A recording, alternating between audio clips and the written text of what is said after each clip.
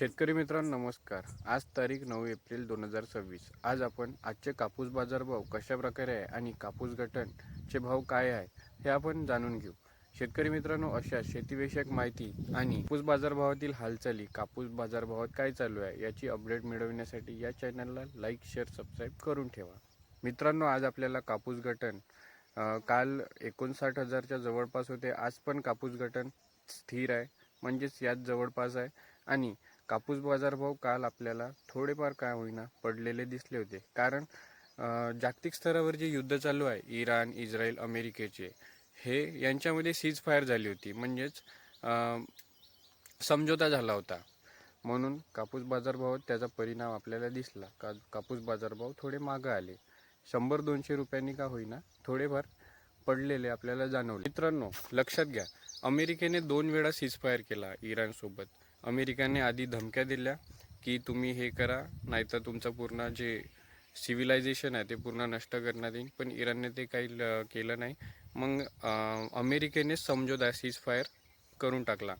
तर हे 2 वेळा सीज फायर केला, पण हा सीज फायर कुमकुवत प्रकारचा होता, म्हणजेच नाजूक होता। तर ह्या सीज फायर नंतर इस्रायलने लेबनॉन येथे मिसाईल टाकल्या। इस्रायलच्या जवळच आहे आणि तिथे हिजबुल्ला ग्रुप राहतो, यांचे युद्ध चालू राहतात थोडेफार। तर तिथे मिसाईल टाकल्या आणि हे लेबनॉन आहे ते इराणचे अलाय आहे, म्हणजेच संघटन आहे यांचे।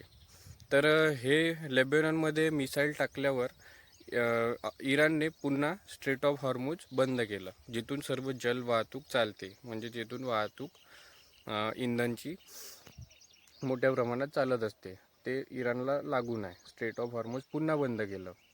या कारणाने शेतकरी मित्रांनो, क्रूड ऑइल आहे ज्याच्यापासून पेट्रोल हे जे बनते, डिझेल इंधन बनते, तर त्याचे सीज फायर झाल्यावर किंमत घटली होती, पण आता ते पुन्हा वाढली स्ट्रेट ऑफ हॉर्मुझ बंद केल्यावर इराणने, कारण हे लेबनॉनवर इस्रायलने अटॅक केला, मिसाईल टाकल्या, तर ते पुन्हा वाढले। तर आता आपल्याला उद्या समजू येईल की आपले कापूस बाजारभाव पुन्हा वाढेल की या दरम्यानच येईल, पण पडणार नाही शेतकरी मित्रांनो। या दरम्यानच म्हणजे स्थिर बघायला मिळेल। काल पडले होते कारण सीज फायर झाला होता, समझोता झाला होता, पण आता ते पुन्हा स्ट्रेट ऑफ हॉर्मुझ बंद झाल्यामुळे इंधनची टंचाई होईल, पॉलिस्टर धागा बनवण्यात टंचाई निर्माण होईल आणि जल वाहतूक पुन्हा विस्कळीत होईल बंद झाल्यामुळे। आता हे किती दिवस बंद राहणार ते समजेल आपल्याला। समोर मी हे पूर्ण जागतिक युद्धाची जे काय चालू आहे याची अपडेट तुम्हाला देत राहील।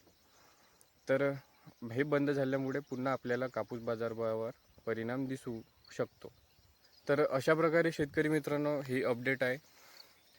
ही अपडेट जागतिक स्तरावर युद्ध चालू आहे त्याची अपडेट आहे, कारण आपल्या कापूस बाजारभावावर याचा परिणाम होत असतो।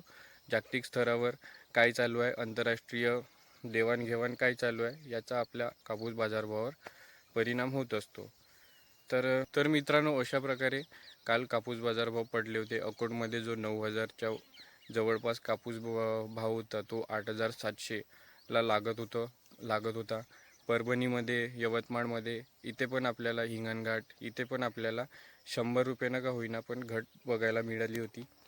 पण पुन्हा स्ट्रेट ऑफ हॉर्मुझ बंद झाल्यावर आता आपण समोर उद्या अपडेट देऊ की काय चालू आहे। तर अशाच शेतीविषयक माहितीसाठी आणि कापूस बाजारभावात काय हालचाली चालू आहे याच्यासाठी या चॅनलला लाईक, शेअर, सबस्क्राईब करून ठेवा। व्हिडिओ आवडला असेल तर नक्की लाईक करा, इतर शेतकरी बांधवांपर्यंत ही माहिती पोचवा आणि अशाच माहितीसाठी सबस्क्राईब करा। धन्यवाद।